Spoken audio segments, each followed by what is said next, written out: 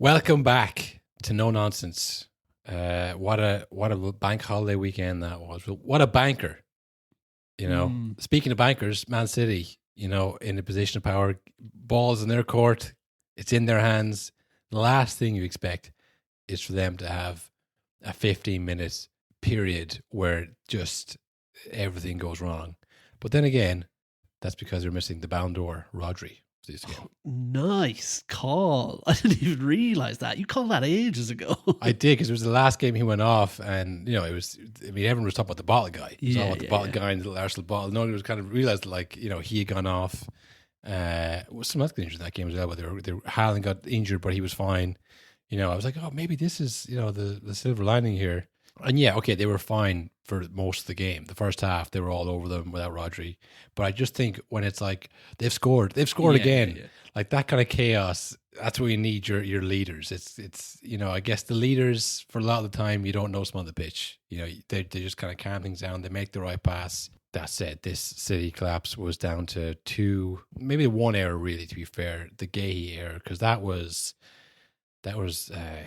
Gerrard level slip moments. That was just bad. How has this happened? And so that happened where he laid it right off to an oncoming Everton player, but that happened right after Everton were 1-on-1. Ndiaye was 1-on-1 with Donnarumma, and he missed. So they were looking like, oh my god, things are happening here. And instead of, all right, let's calm it down, no, keep it simple, Gahey panics, rolls it. And it was funny because immediately after that, literally 10 seconds after that goal, Gahey is up in the Everton box desperately trying to score because he knows, I think I've lost the league. And that's when Jacob Bryan had the long throw, and then they get another goal, and that's when Man City fans start leaving early. It was like this, and then immediately after that, Haaland scores. Like, whoa, what is happening? I was thinking about you standing in your living room at the door, not able to leave again. I've got to charge my phone before the games. It was mad. My fucking phone is dead again. That was the quickest turnaround. Two things. It was the quickest turnaround from shot of fans leaving to we're back in the game I've ever seen. It was literally, we missed the goal because it was showing the fans leaving. Yeah. It's like, oh, they're in. Oh, it's going to go. And then it cuts back to the fans who stayed angrily as the other fans come slink back in, get in, get the fuck in, admonishing them for their lack of support. Which I always say this, and I always invoke my dad who said, you know what, son, the players can't leave. Yeah. Having gone to many Carroll game where we get fucking hammered, he's like, I want to go home because I'm a fucking piece of shit kid. And he's like, hey, the players got to stay out there. The players got to see this thing through. So are we. But that was it was chaotic, and that, maybe I'm putting too much emphasis on Rodri or the leaders being there, but you just don't see that City team do this. And maybe it's not that City team. That's the whole point. But I remember when they played Man United and the team sheets came out, I was like, oh, what's this going to be? What's the score going to be here? And I was like, Kusanov, Nico O'Reilly, Eight Nuri, and this team isn't that good. Wait a minute. Yeah. This defense can be got at. I think was one of the things that went into the group. This defense can be got at. And sure enough, it was the defense again. There was, like I said, there was the one where Ndiaye got in 1-on-1. I think it was Nico Gonzalez and maybe it was Nico Riley. Two lads kind of bumped into each other, comedically bumped into each other, and Ndiaye went straight in 1-on-1. It was like, oh, this is the moment.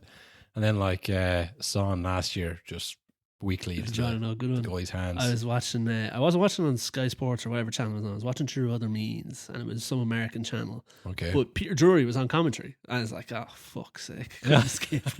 But he described that moment where Ndiaye just hits it right at him. He's 1-on-1, and he goes, "It's funny.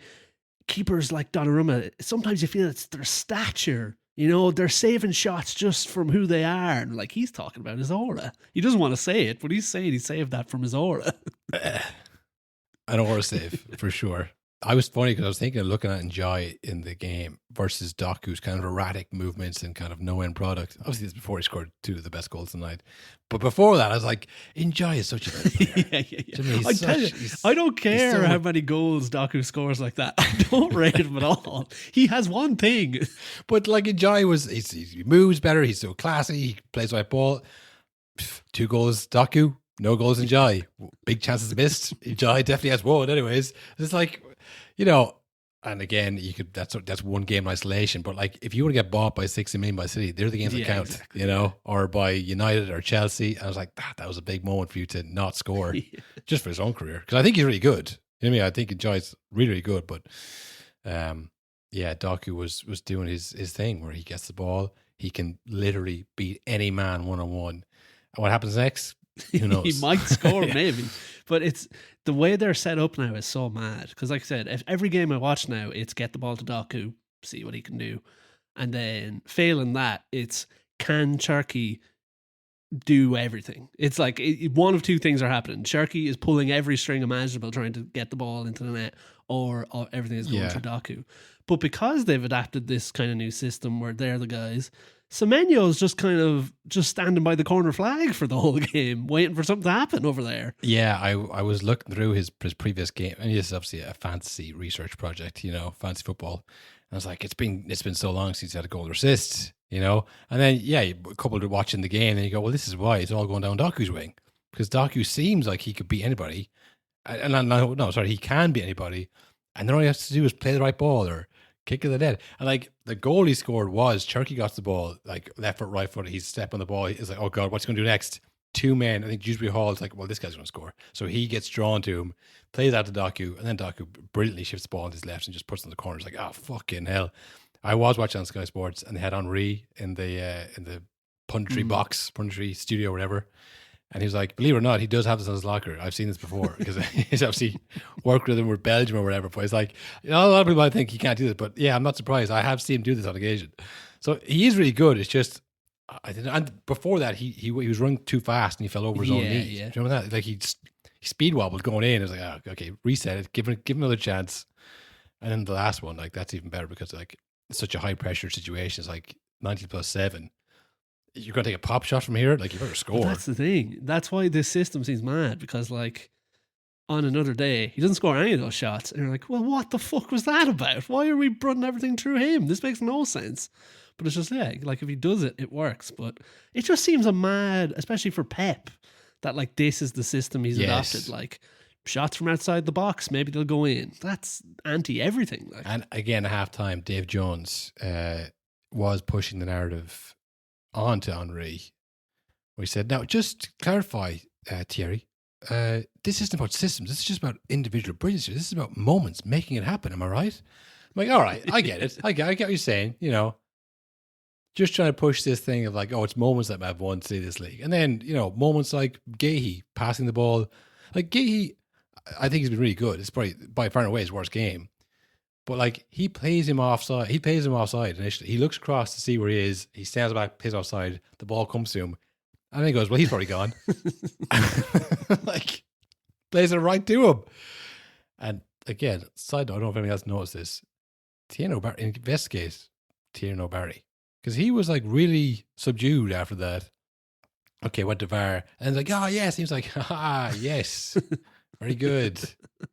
And then the other goal, where again, it's probably the second easiest goal of his career. He was like, nice. It's like, it's just like, why wasn't he celebrating? I don't know. One of the goals, it might have been that one where, was it Njai had a pop shot and it nearly goes out for a throw in, but it just lands right at Barry's feet or someone's feet and he just taps it in. But again, it's like one of the worst goals you'll ever see. And one of the ones where it's just like, well, the fact he's even allowed to take a shot from there, he got lucky that he miskicked it into the direction of another player. But it's like, yes, he should never be allowed to shoot from there in the box in the first place. Yeah, it wasn't in Jugs. I thought the same thing. It was, was it Alcross? No, Roll. It was Roll, I think. There was somebody other than Enjoy, but like these random players who were like cleaning on goal. Like this, again, the systems, and that was like saying Gay powering up, trying to rectify his mistake. That's not a system. That's him thinking, well, if I could have another moment of brilliance here on the other end, and I'll fix it. And yeah, it's very un-Pep like, but I think Pep is like, maybe I'll just ride this wave right to the finish line, see how this kind of plays out, because Cherky's on fire. You know, my assistant player Foden, you know, has been drawn blank, so maybe I'll just let things kind of go for a bit. It also kind of lends itself to the theory that Pep is on the way out, because he's not thinking about the next 5 years. Think about the next 5 games, like, right, once this is done, You know, I've nothing to prove. I can just leave. Yeah, well, even like the goal they scored when all the fans were walking out, there's no way that's a Pep goal of like, all right, tip off Haaland, you run directly towards the goal, and we'll try pin the needle, we'll try to get it right to you. And yeah, it worked, but like, there's no way that's something Pep teaches them. Yeah, do you think that it did seem so quick that it felt like a training ground move? Because he was immediately in. So maybe this is like breaking case of emergency. Yeah. Break last case of emergency. We're like, okay, we need to go. We could catch him on the hop here. We need to get a goal immediately. And if they hadn't, like, I know they got another goal, but like to get 2 more goals at that stage of the game, you know, very impressive. And yeah, you have to give them credit for that. Like, it wasn't the case of, you know, crumbling under pressure, because it was a mistake. You know, by Gay twice, you kind of, you know, made a mistake, passed the ball, then run up too far. Doku lose it. He's now behind. But then to be 2 goals down, your fans were leaving the stadium and to go, no, score immediately and then keep pushing to the last minute and pull out a winner somehow. And that is, you have to commend that kind of level of mental strength, to be fair to them. The only loser in this really is David Moyes, who still hasn't beaten Pep Guardiola as a manager. He was so close. He was so close. And his performance, his comes afterwards. We're talking about the performance of the first half. It's like, we were so bad in the first half. If only we'd... Because they're like, well, what resilience, what strength, what a comeback. Dave's like, yeah, but the first half was, we were so bad the first half. We just played for half of the first half. So he's raging, really. And I'd say, like Jake O'Brien, you know, we glossed over a little bit there. He gets the header to level it, or had to go 2-1 up. I think that's going to go 2-1 up. 2-1 up, I think, yeah. And then he had the throw that set roll in to play down to play perfectly to Tierno Barry. Yeah, a great game for him, because he's had 2 goals disallowed thanks to VAR this year. So he may have scored one of the most important goals in the title race. I mean, yeah, that is mad.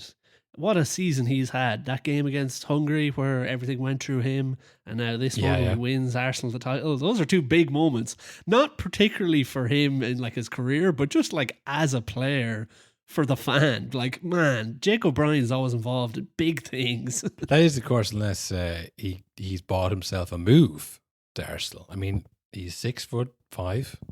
Yeah, he can get his head on stuff. Good in the box, long throws. He's got Arsenal all over him. He's got Arteta Arsenal all over him. You know, who they have a right back at the moment? Ben White or Timber? I mean, injury prone, not very good. He's young. He's young to the spot there. I'm just saying. Versus Njai versus O'Brien, you know, sometimes you're impressed, sometimes you don't. But yeah, it does leave the space for Arsenal to win. I mean, now the pressure's back on Arsenal. That's the only thing for Arsenal. The pressure's now firmly back on them. Before, everyone's like, yeah, well, it's over now. Or City are going to cruise to it. You know, they don't drop the ball in this situation. And I did think the 6 points that Arsenal, you know, could potentially be ahead before City kick the ball. It's like, well, that won't happen, obviously. They'll definitely draw or lose one of those games. It'll be 3 points or 4 points. City will win the first game, then win the second one, and they'll just like slowly run them down. Like, and now they're ahead, and now there's 2 games left, and now it's over. But yeah, I guess going into this game with 6 points in the lead, fair play to Arsenal. They had a pretty routine win over Fulham, which again you say, well, yeah, how much money did Arsenal spend? But that hasn't happened before, and they scored nice and early. The crowd were, you know, on their side, and it was all this kind of willingness to win and stuff. And I guess I think the Atletico Madrid win during the week was like, hey, this team isn't that bad. They're going to get to a Champions League final. This is going to be a good year no matter what happens. So yeah, it seems to be kind of a mood shift for Arsenal. And City now have it all to do. Yeah, and I think Saka's back at just the right time. It's worked out well where it's like, we really desperately need him for the month of April and March. But then it's like, well, you have him back now just in time for the run-in. And he's excited. You know, he's not worn down anymore. He can go. And yeah, like Gyökeres, I think he's scored over 20 goals for Arsenal now this season. The exact number, I think everyone said at the start of the season, like that would be massive if someone scores 20 goals for them.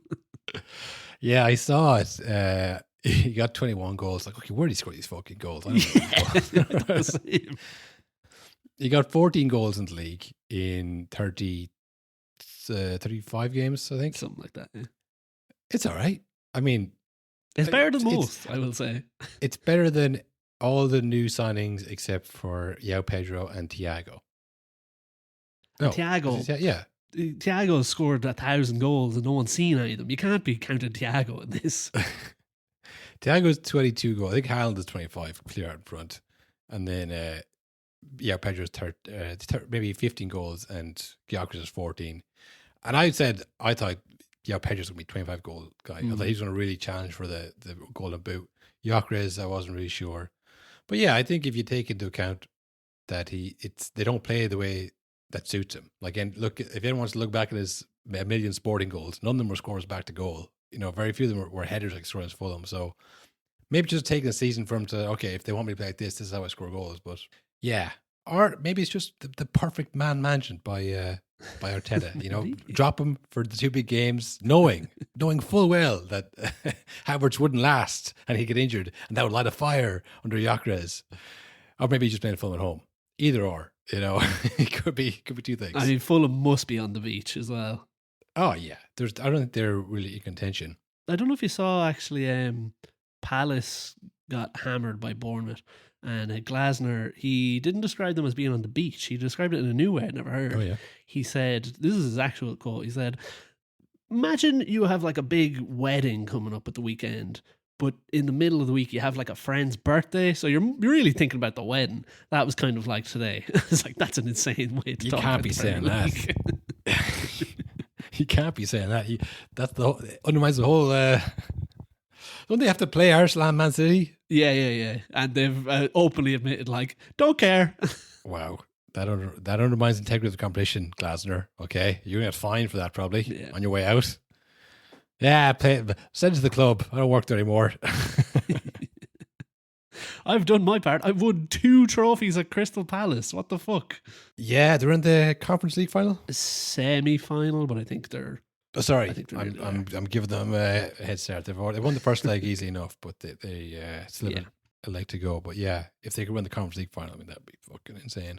Again, whatever, like Palace winning 2 trophies, look at the players they've sold in that time. Yeah. Like, it's crazy. As you know, I've been kind of tracking the potential finishes. We'll just see who's in the title race, who's not. Man United are now officially out of that race, mathematically. Seen that dark week for Man United. Yeah, with the City draw. If City lost that, they would have still been right in it. You know, I think. Oh no, maybe not. Maybe Arsenal winning was the thing. Yeah, actually, it was Arsenal winning. Sorry, but they did have a big game of their own, and they have now consolidated 5th spot. They can't finish lower than 5th. I'd be surprised if they finish lower than 3rd at this point. But mathematically safe in Champions League.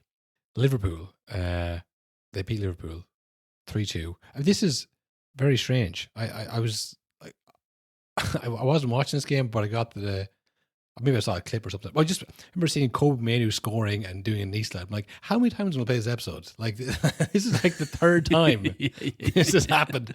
When they play Liverpool, Kobe Manu gets the winner. It's like, somebody mark him.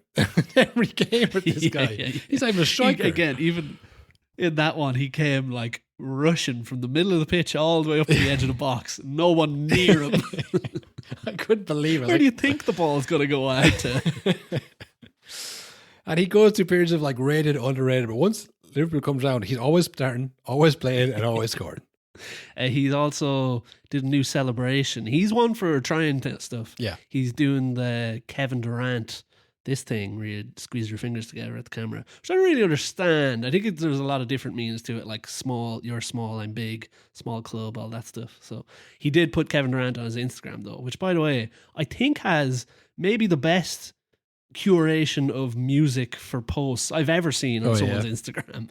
It's all bangers. It's all old school hip hop bangers. A lot of them I don't even know. Not to get into Kobe Manu loving. If you want that, just go to our Manchester United or Red Devils. There's plenty of forums out there for that. But I do remember, it's just speaking of his music taste being maybe a bit different.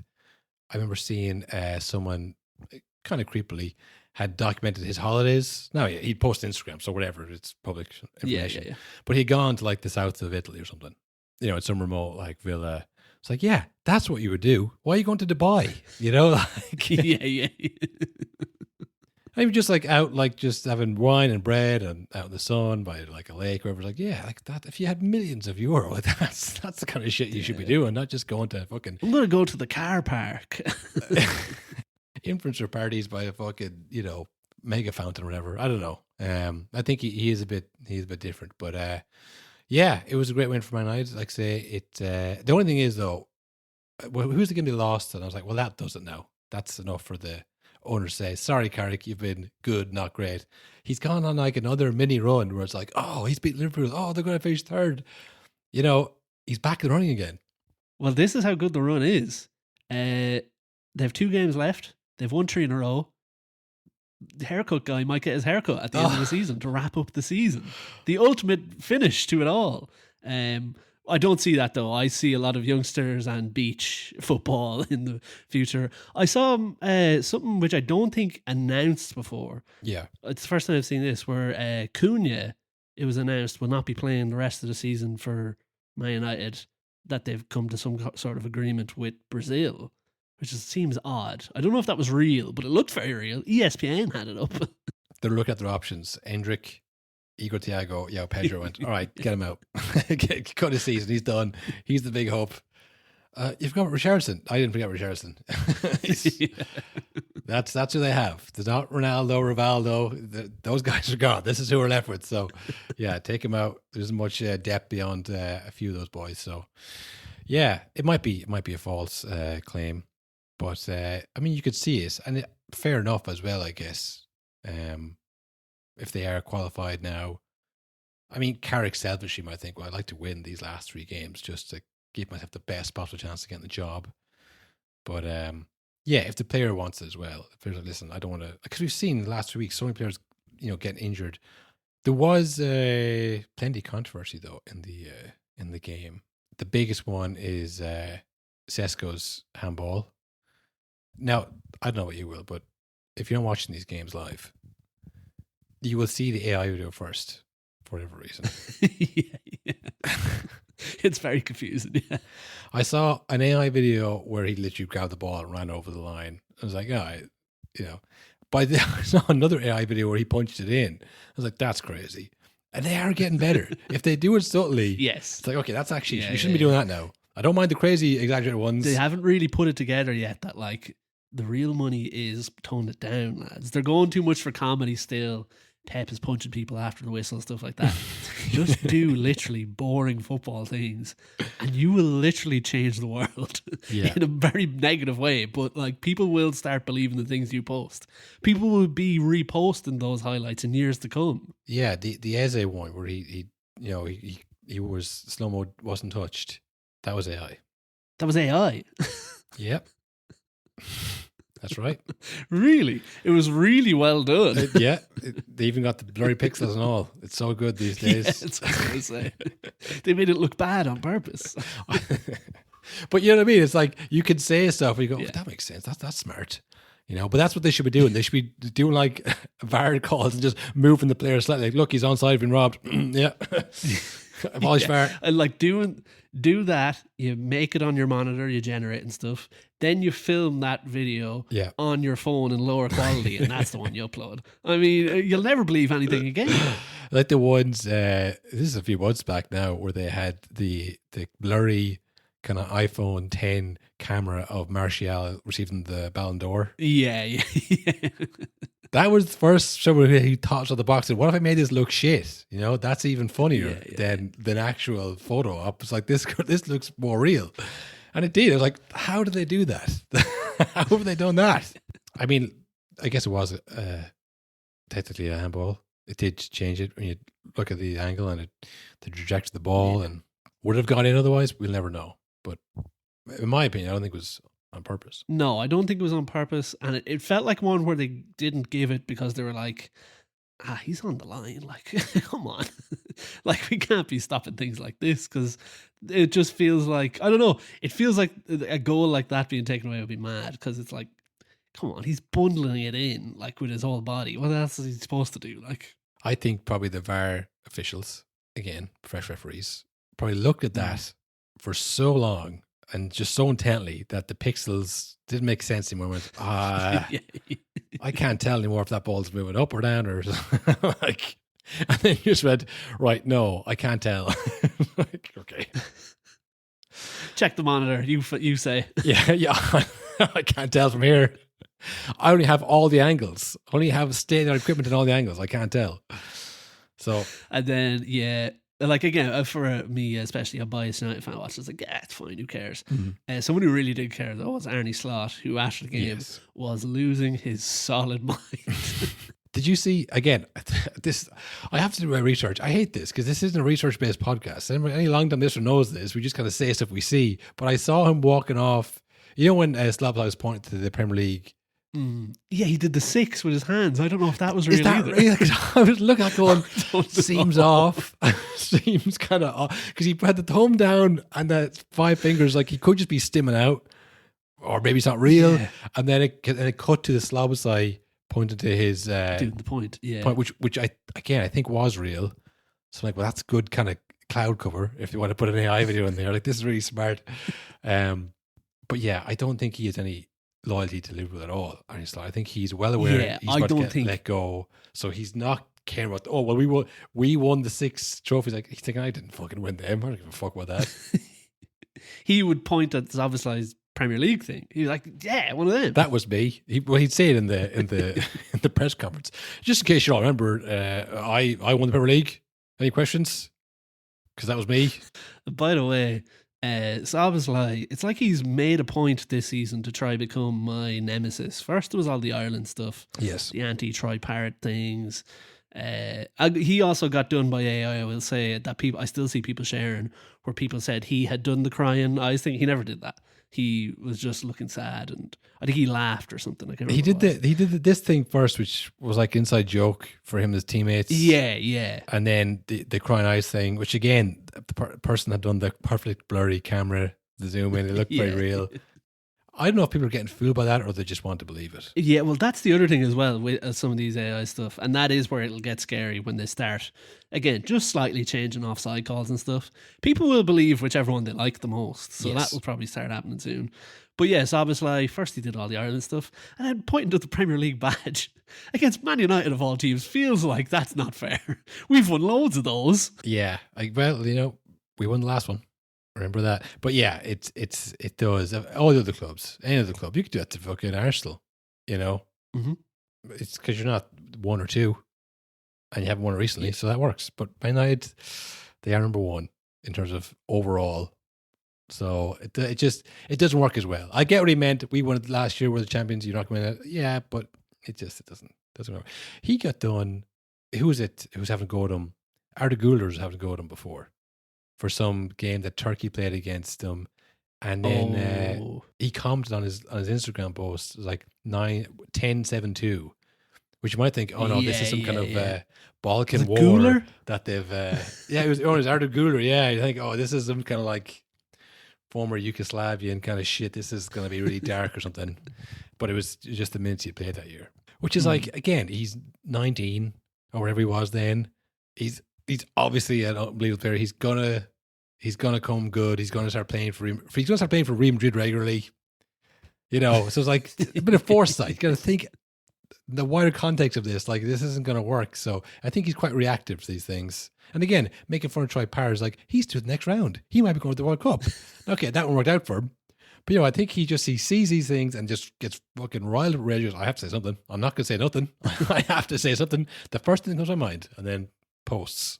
Yeah, but it's just mad. It's the other thing as well where I don't even think Liverpool fans particularly, like pointing to the Premier League badge and like, look at this. Yeah, it's like, you just lost to Man United. They don't want to see any of that. Get the fuck out of here right now. Yeah, because from the fans' perspective, it's I want you to be as sad as I am about this. I don't want you to save your own professional face here. Same way, I've won the league. Don't worry about it. Remember last season? No one cares. I'm not worried. I won the league. It's like, well, we're all worried. We're Liverpool fans, so what? We don't lose these games. Yeah, and just a word there on Sesko's celebration. Well, you pointed out to me, I did not know he was dunking. He's still riding with the Air Sesko thing. Yeah, I think the dunk is a new thing. I think he used to just kind of jump and like fist in the air, like woohoo. But yeah, now he's added a dunk action to it, which I do like. But the Man United social media guy has taken it upon himself that we got to turn this into a thing. Yeah. Or maybe he's getting pressure from the higher ups that like, look, like Crystal Palace, their Mateta celebration, it's booming on social media. Literally, Yeah. we got to get some of that action. So they have asked the fans to start saying boom when he does it, and they gave an example video, which is maybe one of the most pathetic sights I think I've ever seen in football.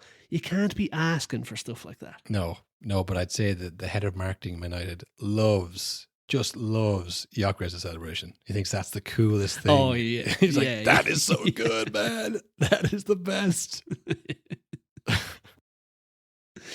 Hey, Sesko, maybe you could add like a dunk thing, or maybe just add a little something. I feel like the jump is missing something. I do like the Cunha has added layers to his. He does the surfboard. Obviously, that's great. You know, the stanky leg, it's all good. Fantastic. But now he's added where he rides the wave in and then pops up and then surfs. I want to see him paddle out, It's so good. paddle into the middle of the pitch, and then turn and then run back, slide. I want it to take like 2 minutes. Yeah, it's so good. One of the best ones. And that one popped up out of nowhere too, where one week he just started surfing, no reason. That's so good. More of that we need. I think again, a lot of these things are inside jokes. They start off with like someone who was surfing or whatever, he just started doing it. Like, you know, a lot of the golf swing ones are like inside jokes about whatever. Yeah. I don't know if you saw over the weekend Inter Milan. I think they won the Scudetto. Marcus Thuram recreated the Kobe picture. You know, where he's sad in the bathroom. Oh, holding the thing. Yeah. But like that's been tried so many times, mainly by NBA players.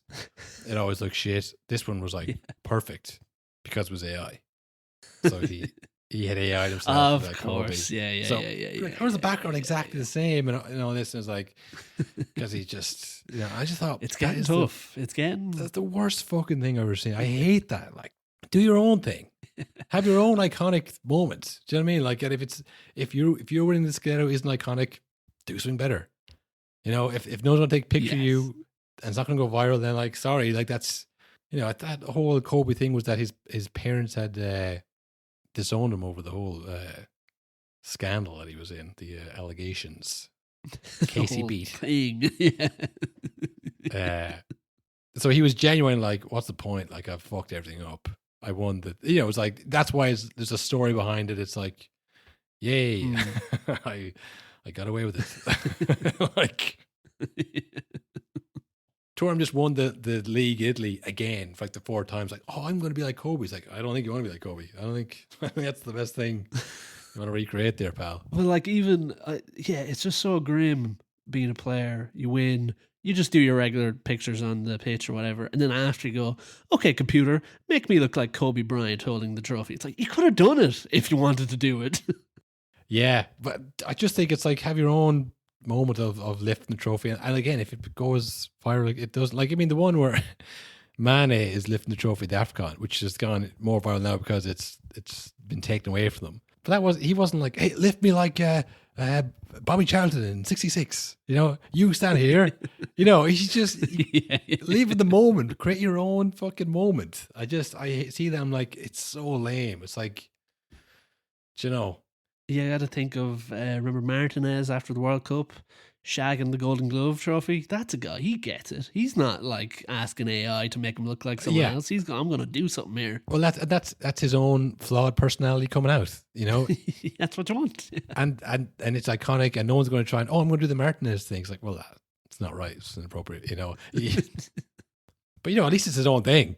Do you know what I mean? It's not exactly. It's not as iconic as whatever, but like I just think like do your own thing. Don't be doing celebrations that are like market things, and don't be fucking recreating things from 30 years ago. It's like just fucking move on, live your own life. Start a podcast, talk about footballers, whatever, something cool, you know, something iconic like podcasting. Look, it's easier for me to judge, folks. That's why I do it. Okay. Yeah, it's the whole point. It's the whole fucking point. Right, get off my back. Maybe we should talk about it as well. Morgan Gibbs White's face. Oof. His whole skull was on the show. Yeah. I've never seen that kind of content posted in an Instagram carousel before. yeah. By the player.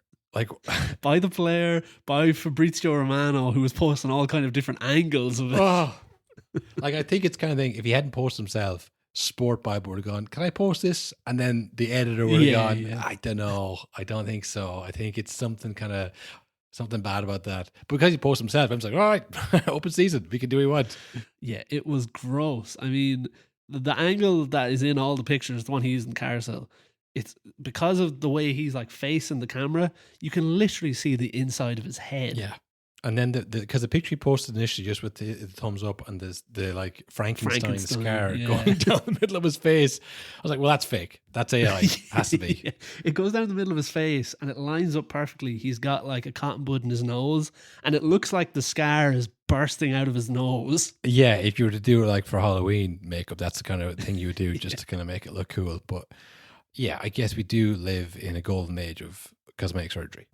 So, yeah, you know, I'd say big thumbs up. I'll be fine. Don't worry about me.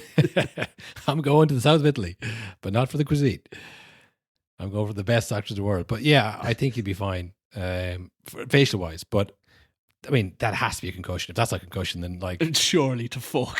Yeah, I thought the same. There's no if he's playing next week, there's major issues in the Premier League. His brain cannot be like not a little bit scrambled from that. So yeah, again. What was he going to go with the World Cup? It's a pretty competitive midfielder. And there's like industrious midfielders there, like him, Kobe Manu, Wharton, Ellie Anderson. I mean, even Bellingham to a certain extent is kind of, you know, all action. So I don't know if he would have made the cut anyways, but I mean, he might be, if he's right for it, you know, I know that it's only 5th of May, but he probably won't play. I don't like to say he might, but he probably won't play for this season.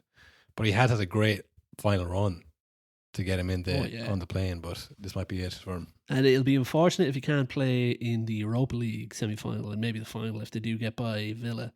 Because, I mean, Nottingham Forest winning the Europa League would be mental. They'd be in the Champions League next year if their owners are not in fucking competition with each other. Yes, I forgot about that they're in the Europa League semi-final against Aston Villa.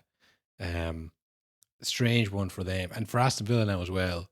It's you know, it is quite interesting, I guess. But most time I think this isn't interesting, but this year particularly, because you got Aston Villa versus Nottingham Forest in the Europa League. Then you have Nottingham Forest fighting relegation against Tottenham. Aston Villa then rest their players because they're playing Nottingham Forest in the Europa League. Tottenham now beat Aston Villa in the league because they're playing their second team, which, okay, Nottingham Forest won, so they're still probably going to be fine. But can you imagine if Nottingham Forest had lost that game and Tottenham had leapfrogged them? You'd be like, well, hang on, this is bullshit. Yeah. And then that Europa League semi-final would have been like such a crazy game. Well, it's even more confusing too, because like you said, Villa played the B team and Spurs beat them pretty handily. Nottingham Forest also played the B team against Chelsea and they hammered Chelsea 3-0. So I don't know what the hell's going on. Chelsea are dropping like a rock. I don't know. I mean, I guess it's the two sides of the coin with the team of mercenaries with no loyalty to anyone but money. It's tough to rile them up for the end of the season, I'd say. Once the wheels fall off and you get in this guy that no one respects and then you sack him and then there's like, I guess we're just going to wait till the end of the season. The players going to feel it. I go, well, I guess we'll wait till the end of the season too then to do anything because we're not going to get relegated and I wouldn't care if we did because I'll be gone. And again, look at that possible finish thing. They could finish 16th or 6th, I think, Chelsea. Yeah. I have my money on 16th. If I had to pick one of the two. They're, much closer. I mean, I couldn't tell you the last time. I think that was the first goal they scored in weeks and weeks and weeks. I don't know if you saw João Pedro's goal, by the way. Again, one of the best genres of goal. The consolation bicycle kick. It was unbelievable. A collector's item, the consolation bicycle kick. Speaking of collector's item, Cole Palmer missed a penalty. I mean, that just shows you how unlocked in they are. What's the opposite of locked in? Yeah. Locked out? Yeah, I guess. Loosey-goosey. How loosey-goosey they are. Cole Palmer is like stepping up and missed a penalty. They, again, it's, you look at the fixtures, go, every twice, but like the games you play, November, or maybe September to December, like, I mean, they are just, they could be completely different sides. You know, I mean, look at Liverpool now versus Man United now. Like, again, that reverse fixture, it's just completely different feeling around both clubs. But yeah, the upshot is Tottenham are now out of the relegation zone and West Ham are in it. West Ham have to play Arsenal next.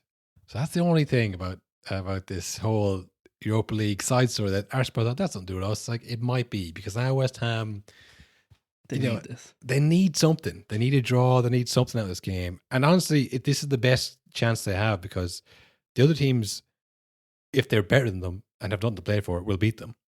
Whereas Arsenal might be better than them on paper, but the pressure of it all, you know, Declan Rice, that whole thing, that's where you might get some kind of some churn there if you're West Ham. But yeah, look, it's still a big ask them to try and. I guess technically Arsenal are the best team in the league, so you're in relegation and you play the best team in the league. Not ideal. Who else did they play actually? They play maybe. They just got hammered by Brentford. I think it was 3-0 in that game. Yes, and again, this has been West Ham's story for the last few months, though. Like when you watch them, you're like, yeah, this is great. You know, they're looking good. They were unlucky in that game. Yes, but when they're consistently unlucky, it's like they just can't win games. And like. All it took was one win for Spurs, I think. And they're like, oh, this is easy. What are we thinking? Yeah, West Ham play Arsenal next at home. I think that's their best chance. They play Newcastle as well, who I'm assuming are probably, again, not too push about it, but I think they're better than West Ham. And then play Leeds on the last day. Who Leeds will be done. Leeds are flying it at the moment. They have nothing left. Yeah, maybe they get 3 points against Leeds.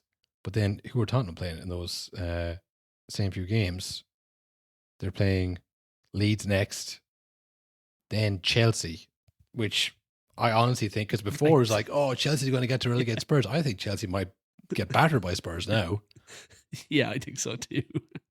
Now, we've said this before that, these players don't know each other. They've nothing to do with each other, but there is a Chelsea Spurs thing. There is history there. Yeah. And the fans will definitely want to beat Spurs. They won't want this. Like, this has been a bad season for them if they finish bottom half and then they lose to the worst ever Tottenham team. I mean, that's not something you want to happen either. So maybe the players will get up for that one. And then Tottenham play Everton, who again, if they're out of the Champions League places, but still in the Europa League places, and I think are just a better team than them with the players Tottenham have pitched. So I think Tottenham might beat Leeds, West Ham might beat Leeds. I think Tottenham have a better chance of beating Chelsea than West Ham have beaten wherever else. So I think it's going to be West Ham are going down. Yeah, it feels like it now. Unless there's a mad turn of events, but it doesn't feel like it. Feels like Spurs. I don't even know if it's the manager or what it is, but it just like, again, they just needed the tiniest bit of belief just to remember that, like, oh yeah, we are not the worst team on the planet, which it was feeling like for a few weeks there. It's like, these lads are never going to win again. And yeah, it sucks though, because like, not that you're like, yeah, oh, I'd love to see Spurs go down. That'd give me such joy. Yeah. It's just, that's interesting though. I wanted to see what that looked like, you know? Yeah. I guess it's the size of the club to go down.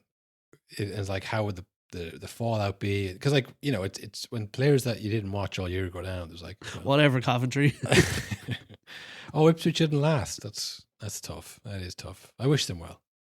You know, like, the only thing is when your club signs one of their players, you go, let's look up their highlights from this season that I also watched, but none of their games. So yeah, if Tottenham were to go down, and maybe it's a bit of like, oh, where Van de Ven go? You know, because you know some of their players are decent. Go, oh, would anybody get Kulusevski, or would he be there? Or I guess just to see someone like Xavi Simons at the Championship, like, that's mad. Yeah, exactly. that's crazy that he's there. Right, well, it's Tuesday, 1941. We have time before the Champions League game starts. Don't know when the Patreon will come out this week. Last week was a disaster. Thought I could get it done. Thought I might find a spare of the day. Did not. And then such a mad day. Forgot about it. I just kind of left to do it. I was like, I wonder when I get the email saying it's up. Yeah. It didn't go up till Saturday morning. I think 2 games were we played. And look, it is what it is. But this week, we've got Arsenal versus Atletico Madrid tonight, today, live in the Emirates. I think they switched hotels last minute, Will. Atletico Madrid, I heard that. Oh, really? It's got mind games. You don't want fireworks. fireworks. You know, this isn't his first rodeo. Arsenal aren't doing the fireworks thing, by the way. I don't think that's them. No, what they're doing is a club and fans joint tifo. Oh, yes. So okay. keep What's your eyes this one peeled say? for this. This has to be good. If it's not good, stop it forever. Do you think maybe Atletico changed hotels with the worry of someone playing a giant TikTok screen outside the hotel with that weird AI chant? I think they just want to get as far away from the Arsenal training ground as possible. It's like, I don't know what they're going to do, but it's not going to be not cringe. So let's get away from there. Yeah. And then, of course, the next game on the Wednesday, Bayern versus PSG. The other game of the round, as I call it, the loser semi-final. Tonight has to be better. It has to. Oh no! Look, I think be better than last week. it'll be good, but it just won't be as good as the other game. I think as a Champions League semi-final, the first leg, the Arsenal Atletico Madrid game, it was as good as you get. You know what I mean? There's been some great ones, but it's like it's cagey. It's two decent teams, two decent defenses. It's like, yeah, you're not going to get that many goals. And with the advent of VAR as well, there's obviously going to be fucking VAR calls. But yeah, we'll be covering or reacting to both those games. It's going to be a reaction video. We're going to do a TikTok reaction video. Probably an hour-long reaction video to both those games. Okay, pause it there, Kyle. So I think it's looking like Arsenal are going to score right here. You can play it again. Yeah. Pause there. What is the ref wearing? Is that what they always usually wear? Yeah. Pause it just as the ball is going into the net. Yeah. Pause it here. Pause it here. No, pause it here. Producer, pause it here. Hour-long. Patreon.com/pods. Yeah, we're going to be running all the way up to Champions League final. So get on, hear all those episodes. Yeah, like I say, Champions League this week and then Premier League back this weekend. Exciting run in. Can Arsenal do it? Can they win 3 games in a row? Can the winners of the league possibly pull it off? Well, it's 3 games in a row with the pressure on. Have we seen this Arsenal team do this? At this time of season, I can't remember, I don't know if they have. City. It will be very funny if, I don't know if funny is the word, but if the next Arsenal game, they immediately drop points because they're top again, it will be very, very hilarious. Like, we all know what's going on then. It's every single time. Then it's not even funny anymore. It's like, all right, this is actually pathetic. I got to look away. I can't watch this. This is awful. I mean, even if they win the league, but they drop points in the next game because they're top, I will think they bottle it. Even if they won the whole league, I'd be like, this is a bottling team. That's a bottling thing to do. I would have to agree. Like you say, I went through this before. The first year they bottled it, 100%, because they were young, they were inexperienced, and that's why they bottled this. That's not the excuse. It's, they didn't bottle it because, they did. They got scared. They got nosebleeds up too high. This one, it would be also bottling because the pressure would be so intense for 90 minutes they couldn't do it. But look, they got the Atletico Madrid game first. We'll see how that goes. I think if they were to win that, they would feel a lot better. They go, fuck it, we're a Champions League final. Bring on West Ham. And they'll have a week in between those games as well if they were to get the final. Or even if they don't, there'll be nothing in between those games. So, yeah, look, we'll see. But we'll be covering that on the regular episode next week. So tune in again for that if you're not joining us on the Patreon during the week. And yeah, that's about it. So have a good week. Good luck. Good luck. No, honestly, that is nonsense. Nonsense. All nonsense. They say many garbage things. You don't know what you're going to get.